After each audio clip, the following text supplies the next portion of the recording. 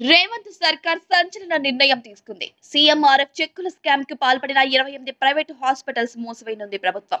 గత ప్రభుత్వ హయాంలో సంచలనంగా మారిన సీఎంఆర్ఎఫ్ స్కామ్ లో సీరియస్ యాక్షన్ తీసుకుంది. క్లినికల్ ఎస్టాబ్లిష్మెంట్ యాక్ట్ 2010 కింద రాష్ట్ర వ్యాప్తంగా 28 ప్రైవేట్ ఆసుపత్రుల రిజిస్ట్రేషన్లు రద్దు చేశారు. ఈ నిర్ణయాన్ని వెంటనే అమల్లోకి తేవాలని హైదరాబాద్, రంగారెడ్డి, నల్గొండ, కరీంనగర్, పెద్దపల్లి, హన్మకొండ, మహబూబాబాద్, ఖమ్మం జిల్లాల వైద్యారోగ్య శాఖ అధికారులను ఆదేశించింది. అత్యధికంగా ఖమ్మం జిల్లాలో 10 ప్రైవేట్ హాస్పిటల్స్ రిజిస్ట్రేషన్ క్యాన్సిల్ చేశారు. రంగారెడ్డి జిల్లాలో 6, హైదరాబాద్ లో 4, నల్గొండలో 3, మహబూబాబాద్ లో 2, కరీంనగర్, పెద్దపల్లి, హన్మకొండ జిల్లాలలో ఒక్కో ప్రైవేట్ ఆసుపత్రుల లైసెన్స్ రద్దు చేశారు.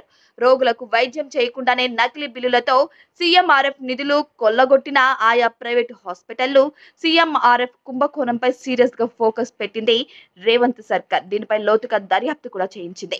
గత ఏడాది సిఐడి విచారణకు ఆదేశించిన రేవంత్ సర్కార్ నిందితులను అదుపులోకి తీసుకుని విచారించింది. ప్రైవేట్ హాస్పిటల్స్ యాజమాన్యాల పాత్ర ఉందని తేలడంతో క్రిమినల్ కేసులు నమోదు చేసి ఆయా హాస్పిటల్స్ ను వైద్యారోగ్య శాఖ బ్లాక్ లిస్ట్ లో పెట్టింది.